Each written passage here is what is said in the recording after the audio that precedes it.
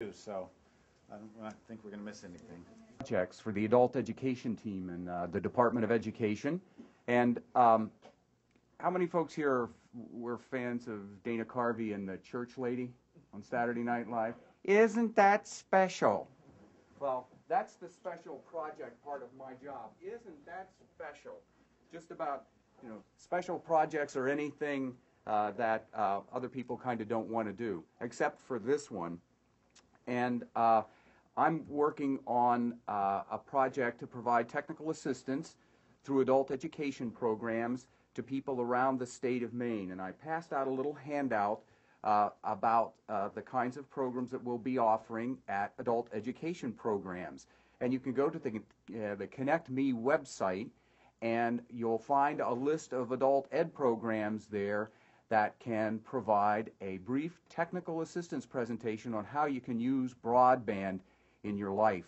And those are available free. The adult education folks are providing those in the context of coursework, but also at board meetings, Rotarians, Libertarians, whoever you would like. If you'd like a presentation, contact your local adult ed director. And also, I passed out some copies of just a number of the programs, different flyers, and you'll see that many of them have information right in there about the program that is offered, and they identify courses where information about broadband is being presented.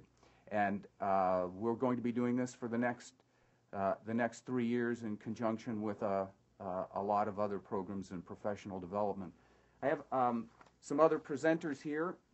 Jeff Letourneau. Jeff, we heard Fletcher talk about in the last session that he was there when the internet was created.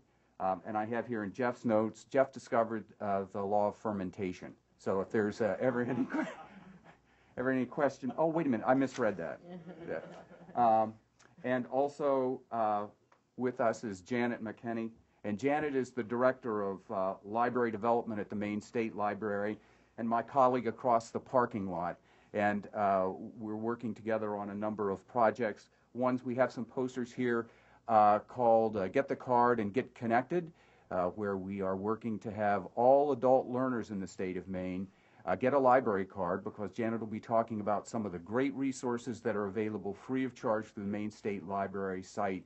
And that's our charge right now, is to get people to get their card and get connected and take advantage of some of the great resources that we have in place. We'd like to begin with a presentation by Shannon Packard. And Shannon is coming to us via the telephone. Good morning, Shannon. How are you? Can you hear us? Good morning. Good morning. Well, Shannon is a registered nurse and has been involved in healthcare at all levels. Presently, for the past 7 years, she's been an educator of nursing science in the Central Maine Medical Center's College of Nursing and Health Professions. And you heard Susan Corbett talk about the great work that Axiom is doing. Well, Shannon is the project manager for the nursing program that Susan talked about. And she's embraced the new technology. She says that this is a terrific resource, and I'll be cueing Shannon's slides here as she begins. And thanks a lot for coming in today, Shannon. Well, thank you for inviting me to be part of this panel. Distance learning education is an option that's different from the traditional classroom. It takes place when space, time, or both separate the teacher and the learner. And whether it's online or through the internet or through video conferencing, distance learning offers educational opportunities that meet the students' changing needs and grant them the flexibility of learning anytime, any place, and at a pace that meets their own individual learning styles. You can keep it right on this slide, Bob.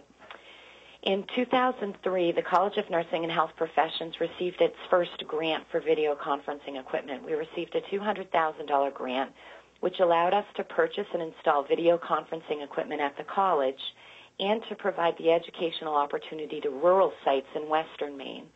Rumford was the first site to receive this, and Farmington and Bridgeton followed respectively in 2004 and 2005. So as you can see, we have a long-running history of providing a type of distance learning education of our nursing program to some rural sites in Maine. In 2010, the college was the subrecipient of the federal grant known as the Broadband Technologies Opportunities Program that Susan Corbett spoke of earlier.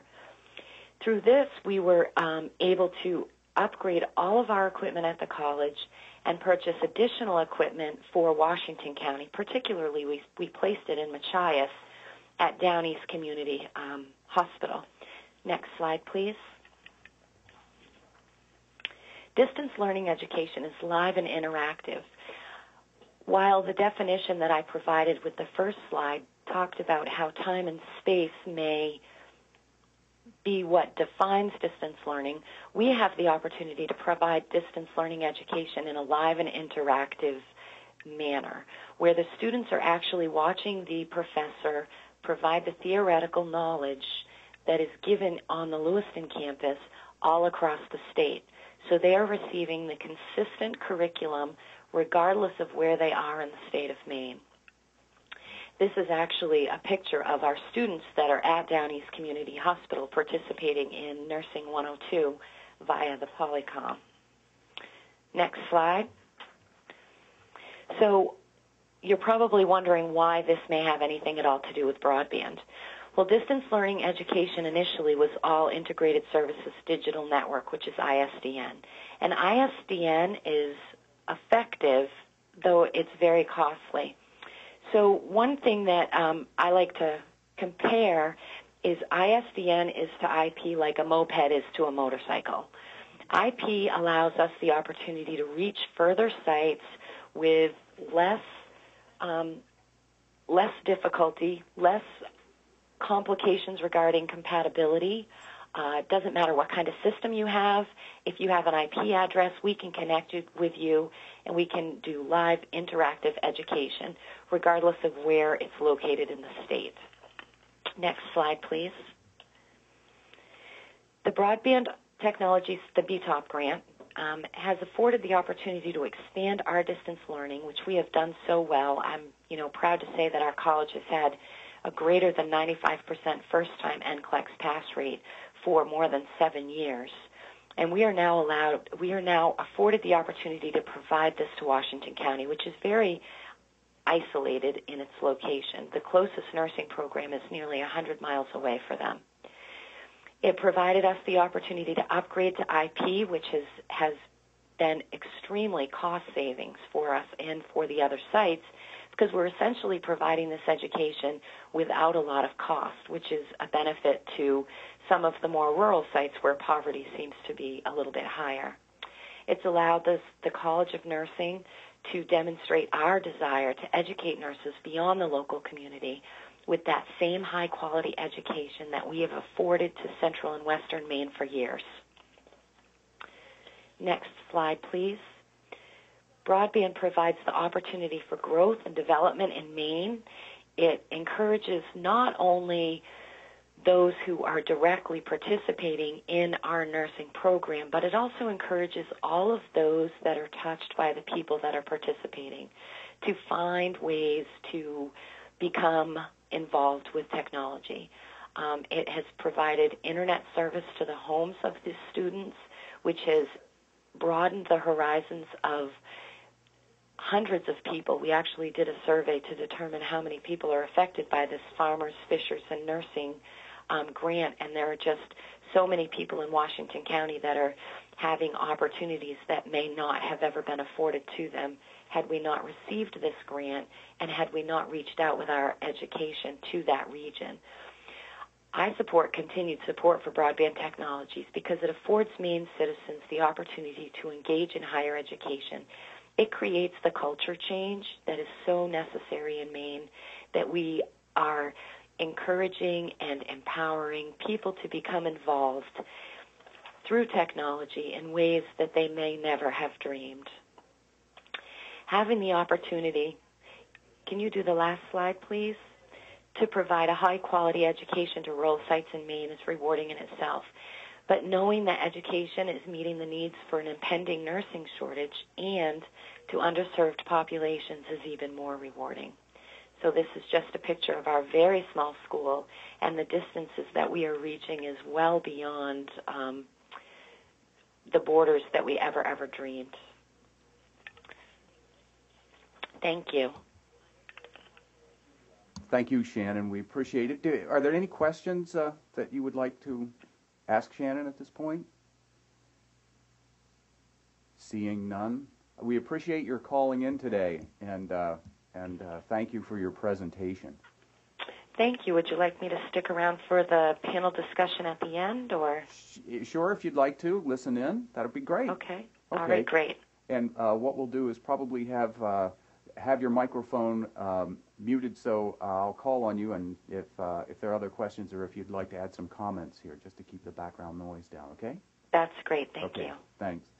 So let's, can we load up your presentation there? That's a good question. Yeah.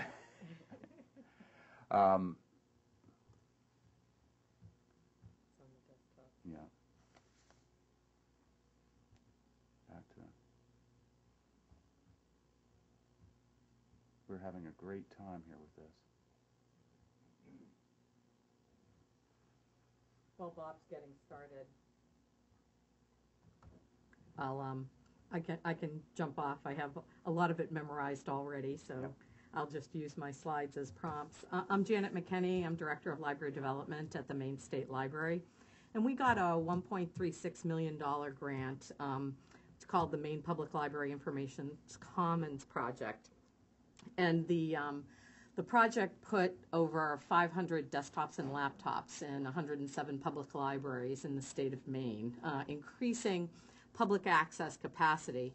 As you've heard before, there's a lot of places in Maine that don't have broadband, but we're very lucky through the Maine School and Library Network and Jeff Letourneau's efforts and the effort of the PUC, all public libraries that are participating in the Maine School and Library Network have a minimum of a 10 megabit connection. So libraries have broadband and will continue to increase their speeds, but people don't have broadband at their homes, and they come to libraries to do a wide variety of things. And so part of this project was to increase those public access computers, because we found that the demand was greater than the amount of computers that people had, and also that there was a great need for laptops that could be more mobile within the libraries.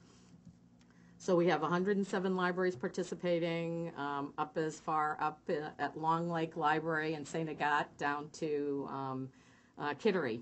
So we're pretty much covering all the states, all the counties. In addition, we have 11, and you can kind of go to the next slide, and then maybe the next one. We have 11 video conferencing units based in counties across Maine. And those 11 libraries were selected for being strong libraries, having a meeting room, and having the technological capacity within their library and within their staff to be able to handle this video conferencing equipment. And as I said before, the broadband connectivity was already in place through Networkmaine and the Maine School and Library Network. Thanks. So in addition to the hardware infrastructure, there's training involved, and not only training for the libraries to increase librarian and staff training, but also direct training to patrons. And our vulnerable populations were the unemployed, low income, and seniors. And we've probably started out the grant with an emphasis on unemployed. So we have great resources in place with a learning portal called the Information Commons. And so Maine citizens are being trained by librarians. We have a trainer who goes around, and he's been doing great workshops for the unemployed. And we're doing also training and coordination with other people. We've worked with Bob with Adult Ed. We're really excited. We're going to be working with Axiom Technologies in Washington County. So all of the BTOP grants are really working together to forward training efforts and digital literacy efforts in Maine. You can go to the next one. So the training is a variety of formats. We have some things where you just can go to a web page and go through some training. We have live face-to-face training. We're doing webinars. There's video-based training.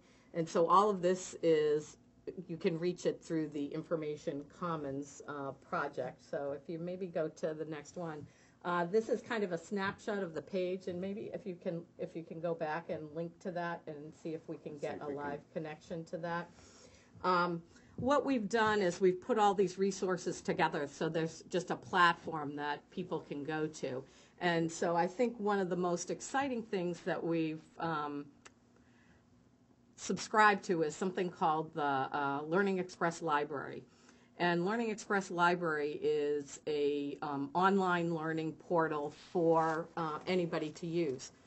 So if you go into your public library, you can get to Learning Express and actually take courses on Microsoft Word, Adobe Photoshop. You can increase your math skills. Homeschoolers are using it. Practice to take your GREs. So all of this is free to any Maine citizen. You go into a public library and you can access it. If you want to access it from home, you have the ability to do that as well.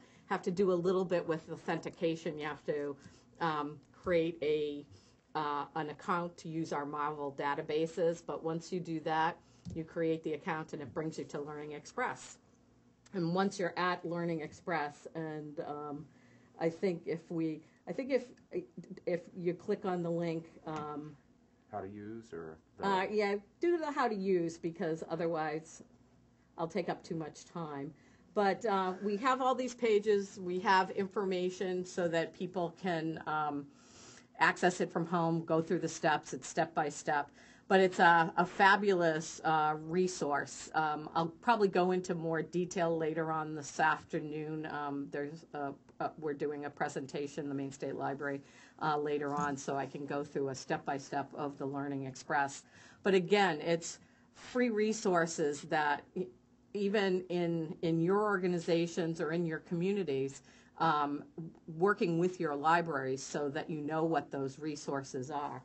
And if you can kind of just hit your back button and get back to the Information Commons page. Under the Getting the Job area, if search by topic, could you click on that? That'd be great. We put together this for people that are looking for jobs. So you can, click on resume writing or, interviewing skills, or, yeah, that would be a good one. I'll give you a good example. What we've done is we've pulled good content that either we've created or that we found on digitalliteracy.gov. Goodwill has done great stuff with federal money putting things together. So we've pulled stuff together here, and we tell you where it's from. Maybe it's up at Learning Express, maybe it's at the GCFL Learn area, or it's a tutorial that we put together. So uploading a resume on like Maine Job Bank. The unemployed don't have these skills, and so libraries are working with their communities and with people that are unemployed so that it's much easier to facilitate learning how to do this. In Maine, you have to apply for unemployment resources online, and some people don't even have that. To apply for a job, you need an email address, and so we have a tutorial on how to create an account, a Gmail account. So these are the types of things that the State Library is doing. And I think, I don't want to take up too much time. If you get back to my slides, I think I just have, in promoting digital literacy, libraries are already community centers. They already have computers, and they're places where people go. So it makes sense logically that this is a place where digital literacy training can happen. And Tom Welch talked about the digitally inclusive communities, and libraries are at the center of that effort. And we're hoping for some universal funds have been promised to increase capacity at libraries so that they can actually have digital literacy trainers in that arena. You could go on to the next one. And our role is a little bit different than what you might see in an adult ed program or whatever. It's very informal. It's not credit training, but it's a place for people to come that maybe haven't been in a learning environment. Now they can come, libraries are pretty non-threatening. Librarians have been known to be, trusted people, and people are, confident about going to their library and asking for help. So it's a perfect place to kind of transition into, some formal training. And it's a good opportunity for the Maine State Library to provide statewide services for all Maine citizens. And so something like Learning Express and the information portal is very important. You can go on to the next one. You've probably heard digital literacy, so I thought I would quickly define it. The ability to use information and communication technologies to find, evaluate, create, communicate information. It requires both technical and cognitive skills. And I think we've all been there in front of a computer and trying to make something work. And librarians play an important role in helping people learn how to use computers and feel comfortable with computers in a welcoming environment. And so the digital inclusion piece is we want everybody to be a part of this, whether they have a computer at home or they have to come to their library to use a computer. They have a computer at home, but they don't know how to use it. Libraries all across Maine are getting people coming in with their Kindle, with their Nook, with their laptop, with their phone, saying, I have this, I don't know how to use it. And so we're stepping up to that so we can go forward with that training. And I think Tom Welch previously talked a little bit about this as well, and the FCC is looking at this too. Digital literacy has a lot to do with jobs and how you can perform in today's economy. And so, your public library is becoming a crucial place for you to be able to get that accomplished for all your citizens. And Julius Jeninkowski, the FCC chair, is, quote, if you're not digitally literate, you're at a significant disadvantage in the workforce. 50% of today's jobs require some technology skills, and this percentage is expected to grow 77% in the next decade. And I think that's it. Yeah. Thank you. Any What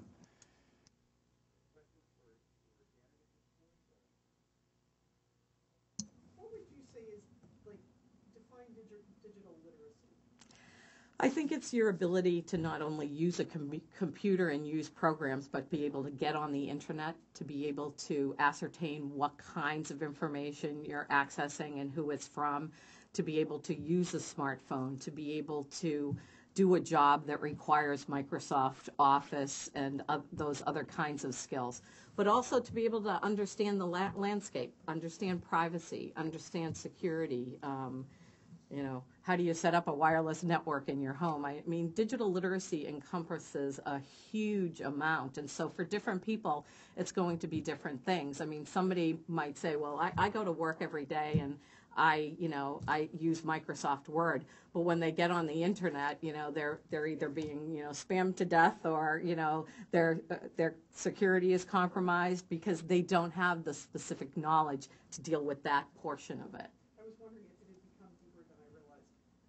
And I think it has, because it changes as the technology changes. And so, I think we're all overwhelmed in keeping pace with the changes. I mean, everybody today, you log into Google, something different's happening today.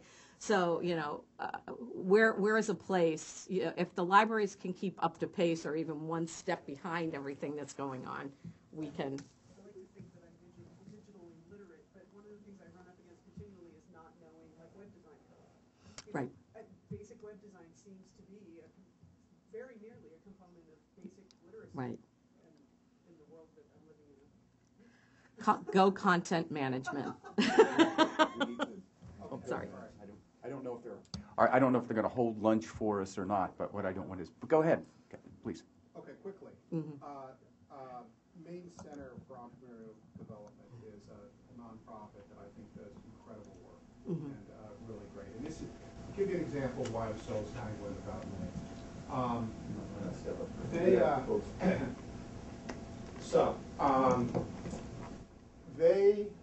I was at one of their things 3 weeks ago on a Wednesday night, and sitting at the University of Southern Maine in Portland in one of the big lecture halls with a big screen. 16 windows on the screen. 15 were of Maine.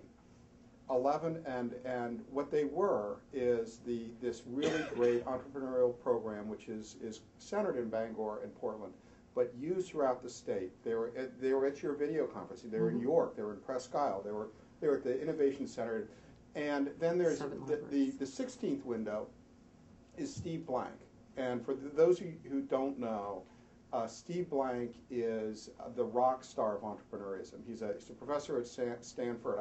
I'm not sure he's a college graduate, but the reason he's a professor at Stanford is he started 8 companies, 4 of which went public, and he's a billionaire. So he gets to be a professor, and he's very, very good. We got in Maine, in Presque Isle, in York, in all these places, an absolutely first-rate lecture as an entrepreneur. I was just, it was really good. He really knows his stuff. And it was delivered to these really rural places. And there was interaction with him all over Maine, and there was interaction all over Maine with a group of people together. And that's a real resource for anyone's out there. Those video conferencing things in the library, you should use them. And they're great. And Fletcher was saying that this capacity in Maine is due in no small part to Jeff Letourneau, and I wasn't kidding when I said about the fermentation part. Well, I was kidding about that part. But obviously, his work at the university to help pull together the Maine School Library Network, to support the laptop initiative as it's been rolled out. Now the Networkmaine, the 3-ring binder really can't be underestimated. It's been great, and we're fortunate to have him working here. With that said, Jeff. Yeah, so now I'm all red, and I'm going to stutter and all that stuff. And I want to point out that Janet did not pay Fletcher to say any of that, nor did I pay Bob. So. But the check's in the mail. What I'd like to do is talk a little bit about a national initiative that the University of Maine has recently got involved in that's been named GigU. And how it's trying to address, at some level, this challenge of deploying truly what I call true broadband, or what we call in the United States probably ultra-high-speed broadband in the U.S. I'm going to see if the technology works here. And no, it doesn't. Is there an on-off switch, maybe? I don't know.